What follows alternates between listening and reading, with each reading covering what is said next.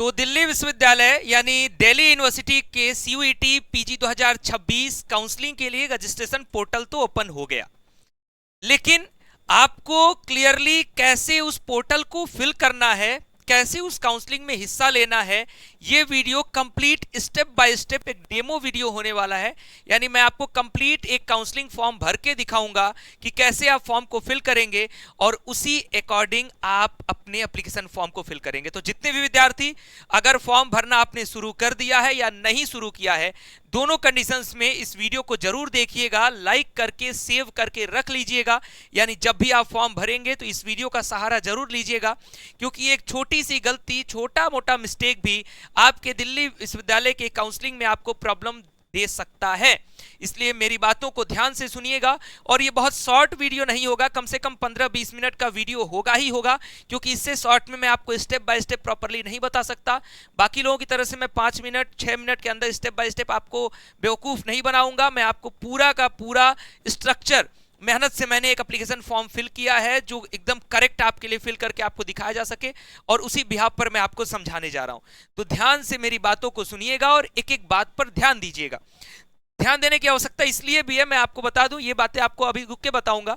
अब देखो है क्या कि आप कैसे अपने प्रोग्राम का सिलेक्शन करोगे, है ना, प्रेफरेंस कैसे आप फिल करोगे, डॉक्यूमेंट्स आपके कौन कौन से लग रहे हैं, अगर आप ग्रेजुएशन में अपीयरिंग हो तो उसके लिए आपको क्या करना है, अगर आपका गैप ईयर है तो उसके लिए आपको क्या करना है, अगर आपके पास कोई सर्टिफिकेट मार्क्स नहीं है तो उसके लिए क्या करना है। ऐसे तमाम सवाल आपके मन में उठ रहे होंगे, मैं जानता हूं कि ऐसे सवाल आपके मन में आ रहे होंगे।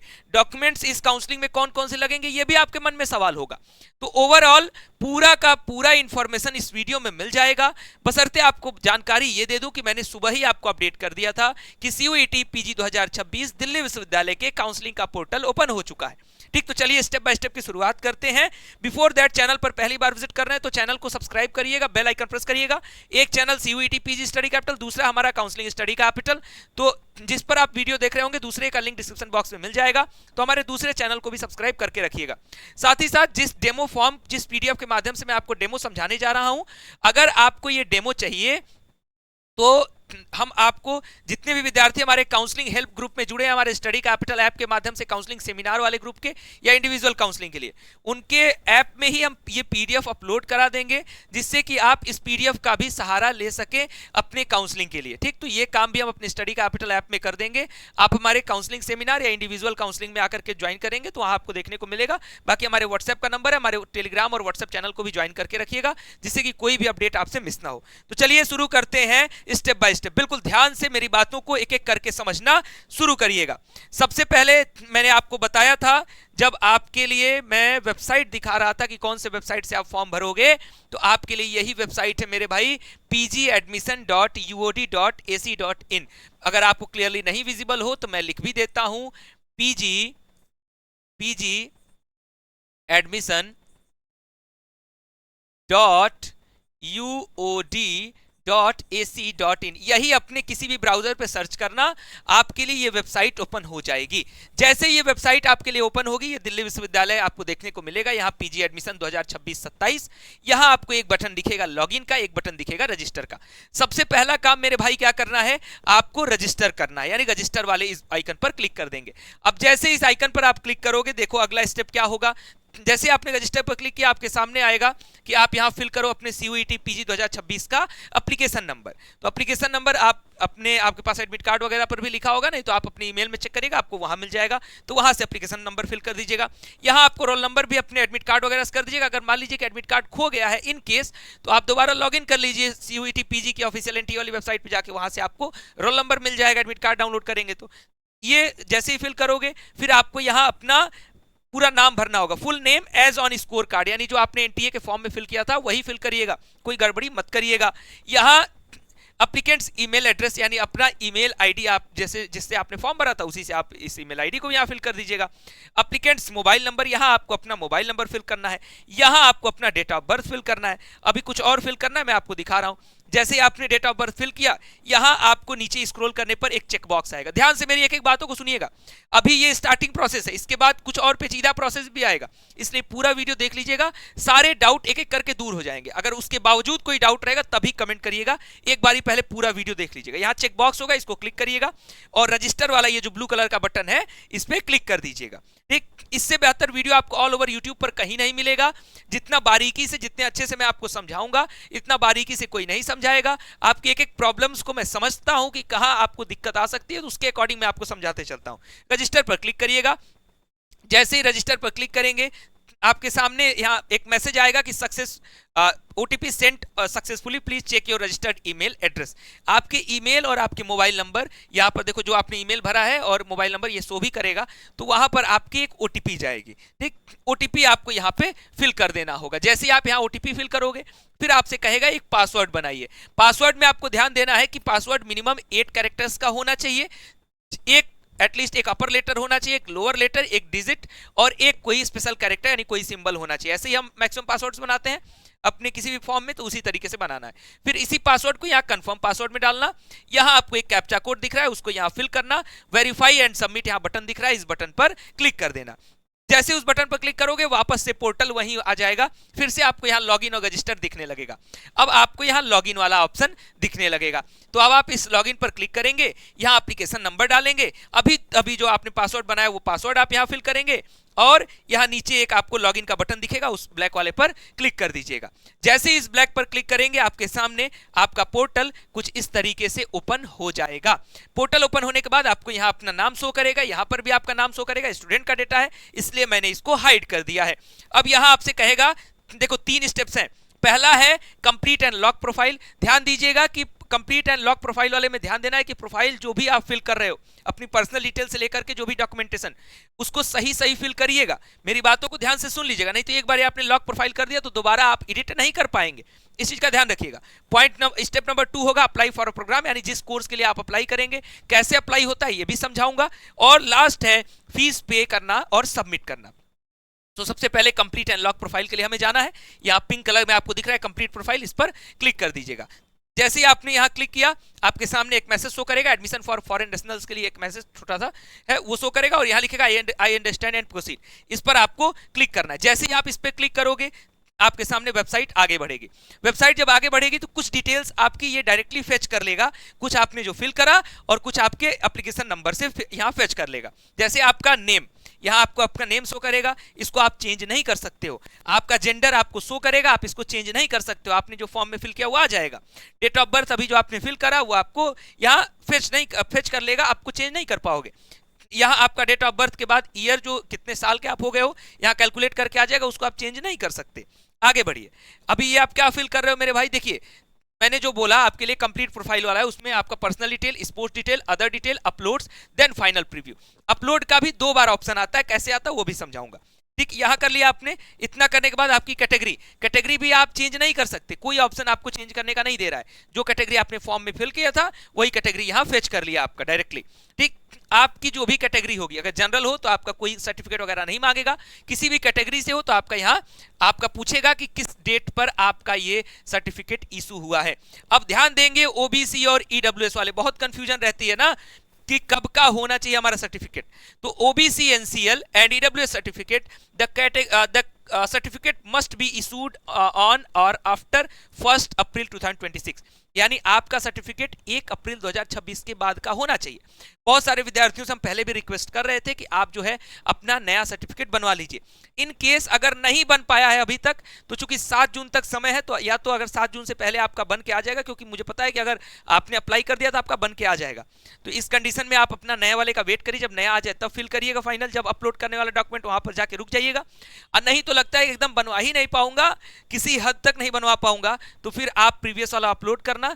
जब दोबारा आपको काउंसलिंग के लिए काउंसलिंग के लिए जब क्वेरी रेज होगी या ऑफलाइन के लिए बुलाया जाएगा, तो वहां आप नया वाला सबमिट कर देना। रिक्वेस्ट सभी से है, क्योंकि आप नया नहीं बनवाओगे तो ऑफिशियली आपसे नया ही मांगा है, तो इसलिए अगर कोई रिजेक्ट करेगा तो फिर उसमें कोई इसमें आपको बचा नहीं सकता, ये मेरे कहने का तात्पर्य है। बाकी लोग आपको थोड़ा सा छूट दे देते हैं कि चलो ठीक है, पुराना वाला अपलोड किए हो, नया वाला आकर के सबमिट कर देना, ठीक ना। तो 1 अप्रैल 2026। आपको पता भी है कि जब ईडब्ल्यूएस सर्टिफिकेट बनता है तो 1 अप्रैल 2026 को अगर बन रहा है, यानी आपके 2025 के इनकम के आधार पे, आपके फैमिली इनकम के आधार पे बनता है, उसी तरीके से ओबीसी का है। फिर आपको यहाँ एनुअल फैमिली इनकम यहाँ सेलेक्ट करोगे, पूछेगा कि not applicable under 1 lakh, 1 lakh से 2 लाख, ऐसे करके ऑप्शन देता है, जो भी होगा आपका क्लिक कर देना। यहाँ आपकी email ID as it is वहां से उठ करके आ जाएगी। Registered mobile number as it is आपका फेच कर लिया, यानी उठ के वहां से आ गया। यहाँ एक अल्टरनेट ईमेल और अल्टरनेट मोबाइल नंबर यहाँ फिल करना है, आप यहाँ पर फिल कर दीजिएगा।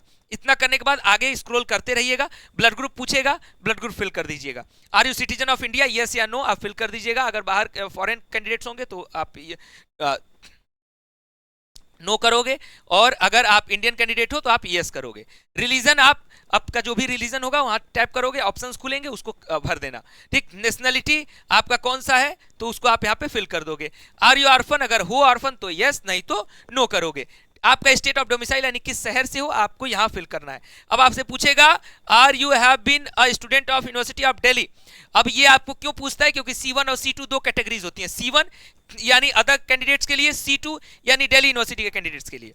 तो आपको दिल्ली विश्वविद्यालय का लाभ मिलेगा, जितने भी दिल्ली यूनिवर्सिटी के स्टूडेंट्स होंगे। ग्रेजुएशन अगर आपने दिल्ली विश्वविद्यालय से किया है तो यस करिएगा, यहाँ टैप करोगे, यस नो आएगा, यस करिएगा। नहीं किए हो, कहीं और से किए हो, तो आप नो करना। ठीक, अगर जैसे ही आप यस करोगे, यानी जो दिल्ली यूनिवर्सिटी के कैंडिडेट्स होंगे, ध्यान देना, तो फिर आपसे आपका एनरोलमेंट नंबर और बाकी कुछ डिटेल्स मांगेगा, तो वो आपको फिल करना होगा।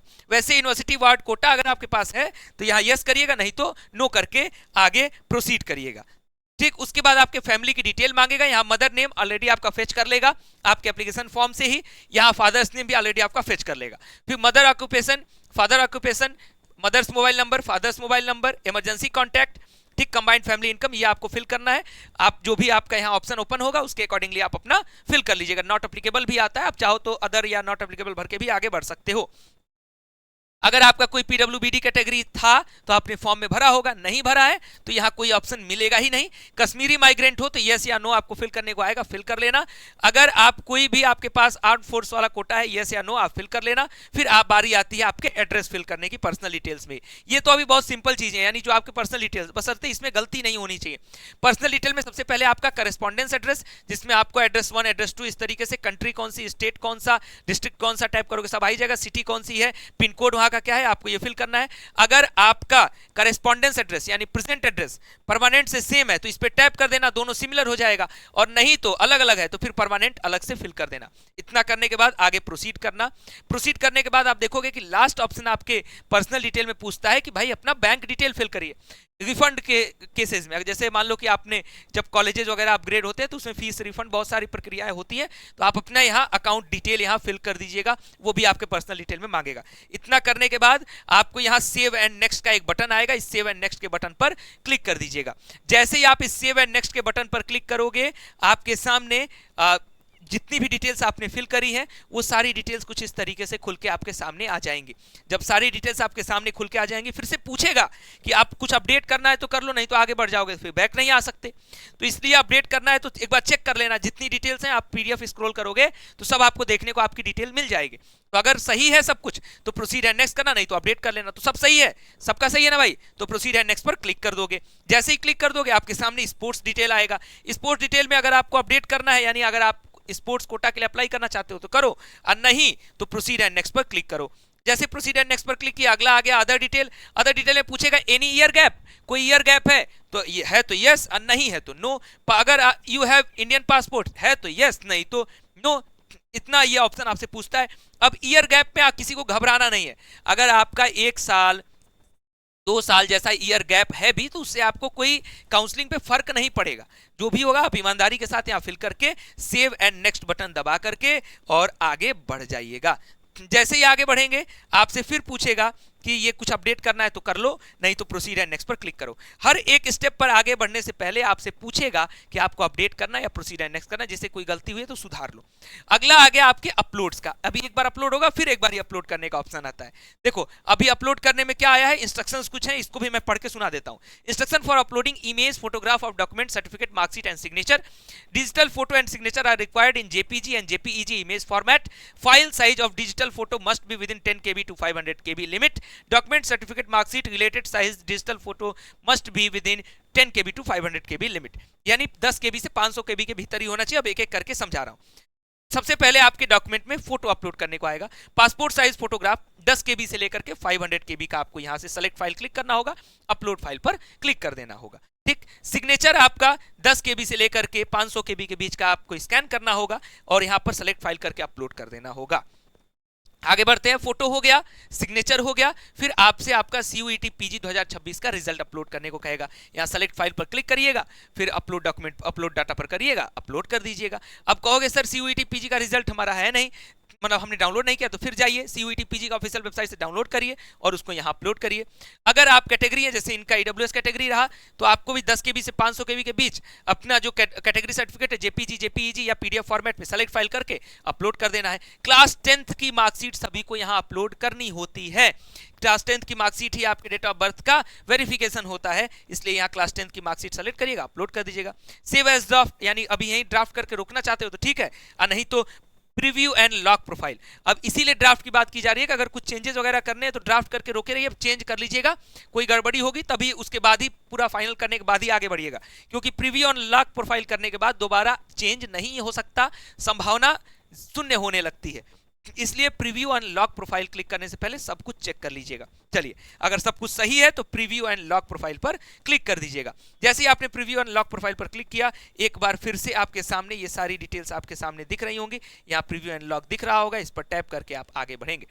जैसे प्रीव्यू एंड लॉक प्रोफाइल पर क्लिक किया, फिर एक बार पूछेगा कंफर्म एंड लॉक, यहाँ ताला भी बना हुआ है, यानी और यहाँ आपसे कंफर्मेशन भी ले लिया कि आपने जो भी डिटेल भरी है सब सही है, कोई गड़बड़ी नहीं है। ठीक, आप ही कंफर्म कर रहे हैं, फिर बाद में विश्वविद्यालय इसकी जिम्मेदारी नहीं लेगा। This is an important step, please ensure that you have verified all profile detail for corrections, no modifications will be allowed after this step, कोई मॉडिफिकेशन इसके बाद अलाउ नहीं होगा। तो आप कंफर्म एंड लॉक पर क्लिक करो जब सब कुछ ठीक है। तो चलो, आपने कंफर्म एंड लॉक पर क्लिक कर दिया।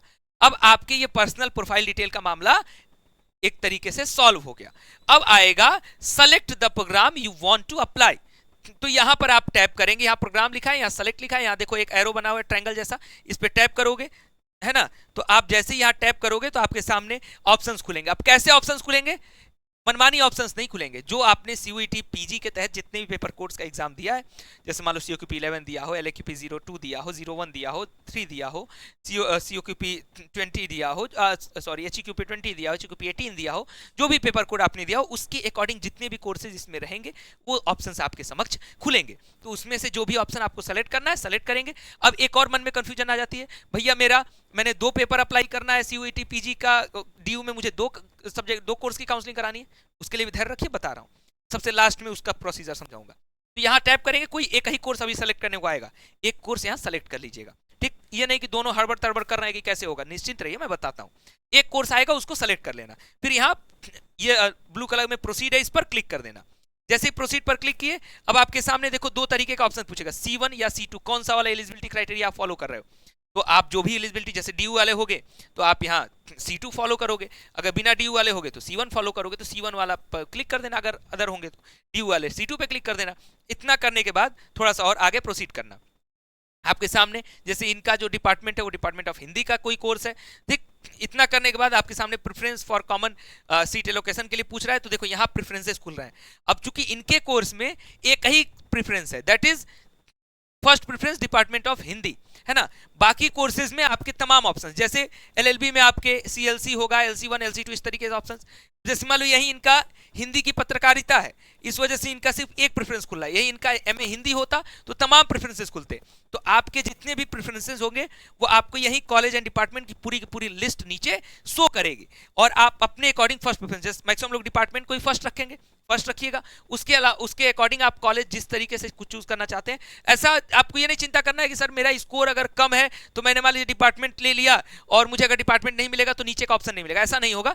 फर्स्ट प्रेफरेंस हमेशा अपना सबसे बेस्ट प्रेफरेंस रखिएगा, फिर सेकंड उससे हल्का सा छोटा, उससे हल्का सा कमतर तीसरे पर, इसी सीक्वेंस में, यानी सबसे बेस्ट को सबसे ऊपर रखना है। ये ध्यान रखना है, स्कोर कम हो या ज्यादा हो इसकी चिंता नहीं करनी है, क्योंकि काउंसलिंग पोर्टल ऐसा नहीं होता है कि पहला आपने भर दिया तो वो नहीं मिलेगा तो आप फंस जाओगे, ऐसा कुछ नहीं होगा, नीचे से आपका पोर्टल चलता है ना। तो जैसे ही जो भी प्रेफरेंसेस भरने के बाद और यहाँ प्रोसीड बटन पर क्लिक करके आप क्या करोगे, आगे बढ़ोगे। जब प्रोसीड बटन पर क्लिक करके आगे बढ़ोगे तो जितने भी आपने प्रेफरेंसेस वगैरह भरे हैं सब कुछ आपको शो करेगा, और यहाँ पूछेगा कुछ अपडेट करना है तो अपडेट कर लीजिए, यानी चेंज करना है प्रेफरेंस में तो कर लीजिए, नहीं तो यहाँ नेक्स्ट का बटन है, क्लिक करिए और आगे बढ़ जाइए।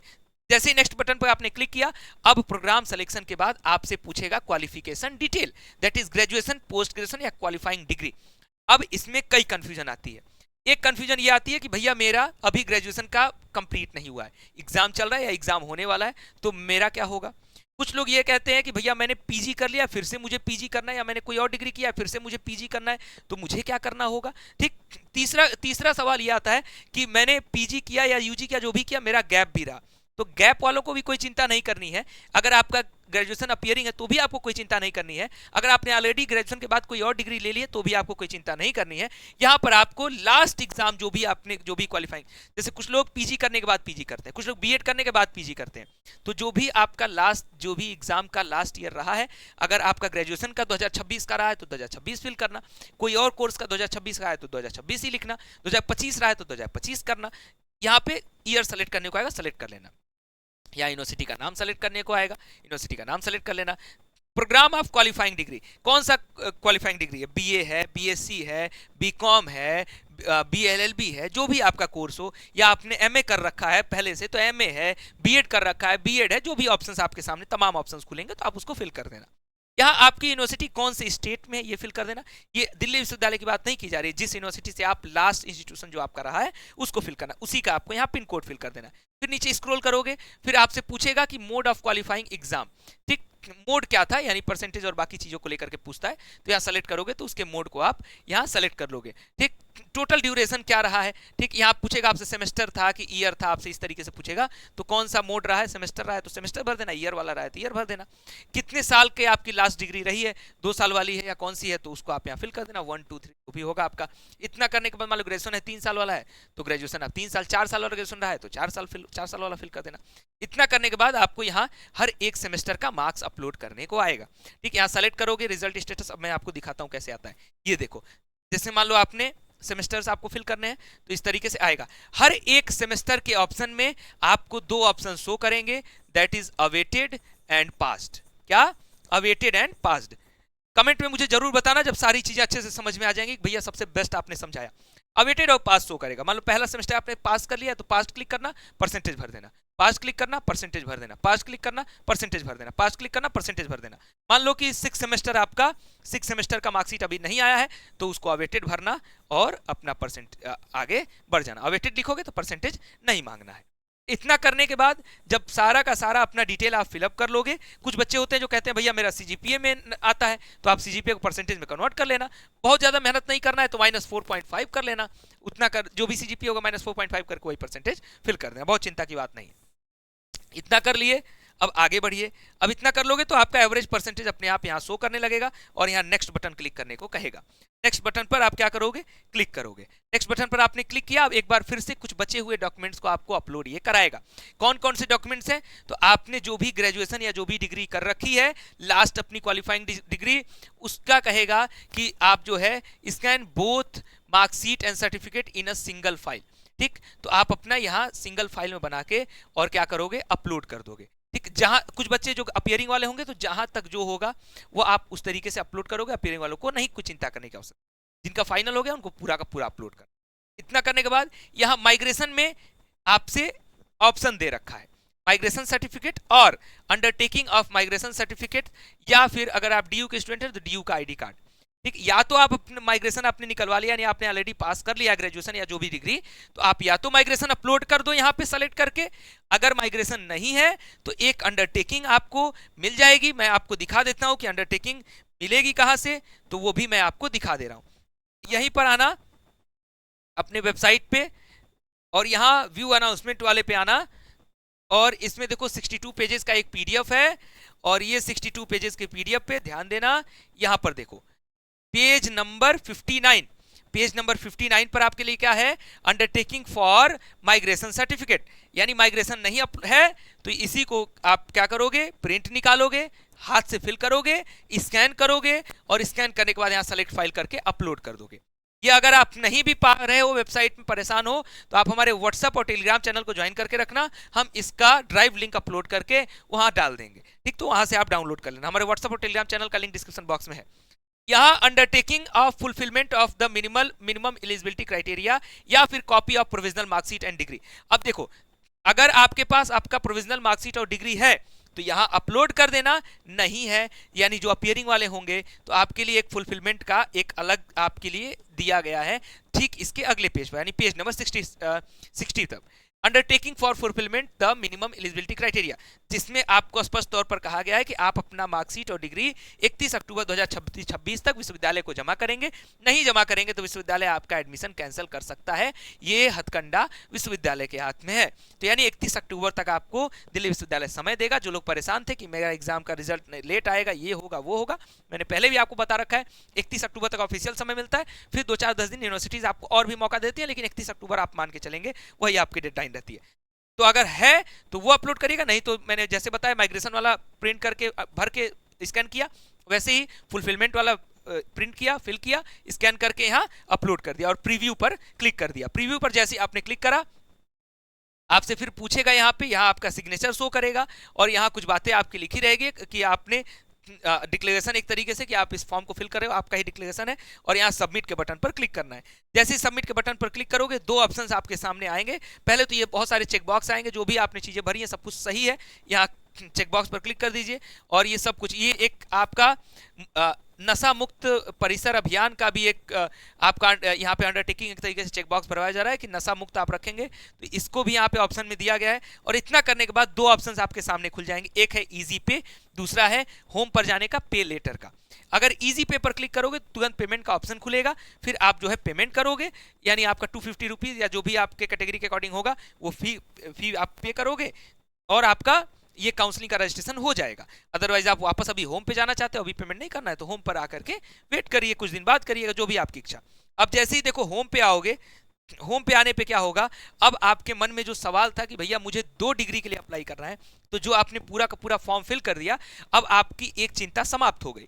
अगर आपको नया प्रोग्राम ऐड करना है तो आप यहाँ या तो अप्लाई फॉर अ प्रोग्राम पर क्लिक कर दीजिए, नए प्रोग्राम का फिर ऑप्शन आपको आ जाएगा, सेलेक्ट प्रोग्राम वाले पर आप डायरेक्टली चलो जाओगे, या अप्लाई फॉर अ प्रोग्राम यहाँ पर क्लिक कर देना। यहाँ पर जैसे ही क्लिक करोगे प्रोग्राम पर जाओगे, तो दूसरा प्रोग्राम सेलेक्ट करना चाहते हो दूसरा करो, तीसरा भी करना चाहते हो तीसरा करो, और उस पर क्लिक करोगे, फिर आपसे जो डेटा पूरा आपने फिल किया वो दोबारा नहीं फिल कराएगा, है ना, कुछ चीजें आपसे ऐड कराएगा। जैसे माइग्रेशन वाला, चूंकि आपके ये फुलफिलमेंट वाले में और माइग्रेशन वाले में क्या है कि ये भरना होता है किस डिपार्टमेंट के लिए आप अप्लाई कर रहे हो।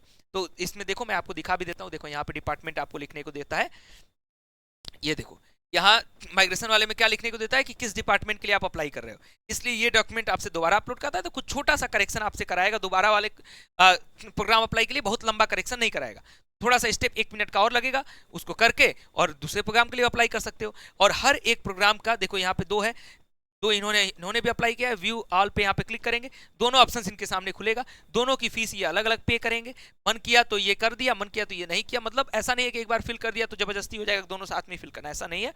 अगर जिसके लिए प्रोसीड करना चाहते हो करो, और नहीं करना चाहते हो तो लीव भी कर सकते हो। तो ये पूरा का पूरा प्रोसीजर कितने मिनट के वीडियो हो गए, लगभग 27 मिनट का वीडियो हुआ, लेकिन मुझे अच्छे से समझाना था आपको, कोई भी आप गलती ना करो, इसलिए मैंने सारी चीजें अच्छे से समझाई। लास्ट में थैंक यू का बटन है, आप भी मुझे कमेंट बॉक्स में थैंक यू कर सकते हो। और ये पीडीएफ जो है, जो जिससे मैंने अभी समझाया है, ये पीडीएफ में हूबहू आपको अपने जितने भी विद्यार्थी हमारे सेमिनार ग्रुप में या फिर आप हमारे इंडिविजुअल काउंसलिंग में जुड़े हो तो हम अपने ऐप पर इसको अपलोड कर देंगे, ठीक, हमारे ऐप पर ये अपलोड हो जाएगा। और अगर आप नहीं जुड़े हो तो हमारा सेमिनार और इंडिविजुअल काउंसलिंग का 2 ऑप्शन है, वहां पर जाकर के आप किसी में भी जुड़ना, हम दोनों में उसको शेयर कर देंगे और इस पीडीएफ को आप रखोगे तो आपके लिए हेल्प हो जाएगा। आपकी जरूरत की जब भी आप काउंसलिंग का रजिस्ट्रेशन करोगे तो आपको कोई दिक्कत नहीं आएगी। अभी भी कोई सवाल रह गया मन में, अगर थोड़ा बहुत प्रोसीजर अभी भी नहीं समझ में आया, दोबारा वीडियो बैक करो, दोबारा देख लो, और इसके बावजूद अगर मन में सवाल रह जाए तो बेझिझक कमेंट करिए, हम आपको रिस्पॉन्ड जरूर करेंगे। ठीक, अभी के लिए इस वीडियो में इतना ही। इस वीडियो में आपको पूरा का पूरा प्रोसीजर दिल्ली विश्वविद्यालय का स्टेप बाय स्टेप बता दिया गया है। कोई डाउट है तो कमेंट करिए, वीडियो को लाइक जरूर करिएगा, मुझे प्यार जरूर दीजिएगा अपने लाइक बटन के माध्यम से। बाकी मेरे साथ जुड़े रहिएगा, जब आपका एडमिशन हो जाएगा तो हम दिल्ली विश्वविद्यालय में आपसे मिलने आएंगे, आपका इंटरव्यू होगा और आपसे बाकी चीजें हम लोग बातचीत करेंगे। हर वर्ष हम मिलते हैं हर एक विश्वविद्यालय के विद्यार्थियों से, आपसे भी मिलेंगे। फिलहाल इस वीडियो में इतना ही, तो ऑल द बेस्ट, आप सभी को बहुत सारी शुभकामनाएं। मैं उम्मीद करता हूं कि आप सभी का दिल्ली विश्वविद्यालय में एडमिशन जरूर हो। बहुत बहुत धन्यवाद, नमस्कार।